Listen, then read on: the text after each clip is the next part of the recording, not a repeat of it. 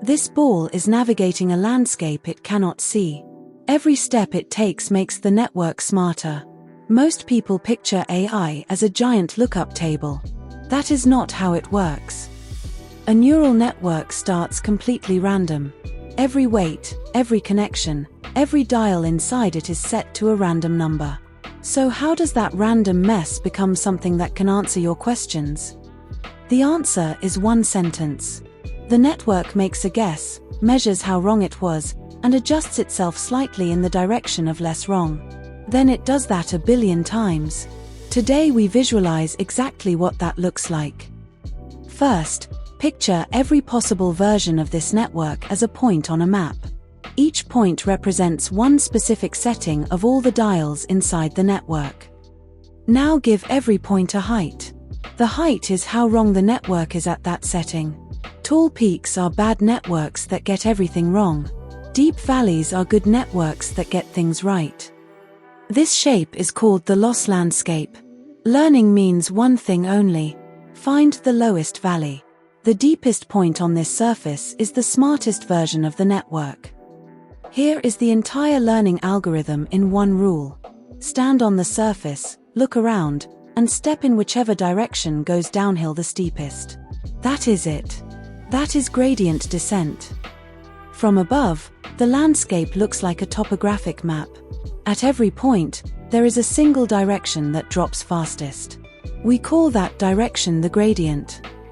The network takes a small step in that direction. Then it looks again. Then it steps again.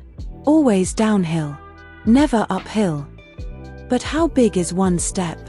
That number is called the learning rate, and it changes everything. If the steps are too large, the ball flies across the valley and overshoots. It bounces back and forth, never settling. The network never converges. If the steps are too small, the ball crawls. It will eventually reach the bottom, but training takes forever and may run out of compute first. The right size is somewhere in the middle. Big enough to move fast, small enough to actually land in the valley. Picking that number is one of the hardest parts of training. There is one nasty problem with always going downhill. Sometimes the ball rolls into a small valley that is not the deepest valley. It gets stuck. The network thinks it is done learning, but it is not actually very smart. This is called a local minimum. A local minimum is a valley that is lower than its neighbors, but not the lowest valley on the entire surface. The lowest one is called the global minimum. In high dimensions, there is a worse trap called a saddle point. It looks flat from where the ball is standing, but the surface is going down in some directions and up in others. The ball can sit on a saddle for a very long time, fooled into thinking it has arrived. Most modern networks do not actually need the global minimum. A good local one is enough.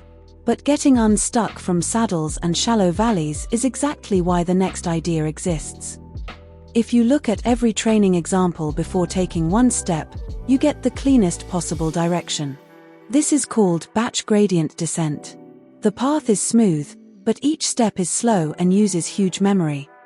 Now flip it. Look at just one example, then step. This is stochastic gradient descent, or SGD.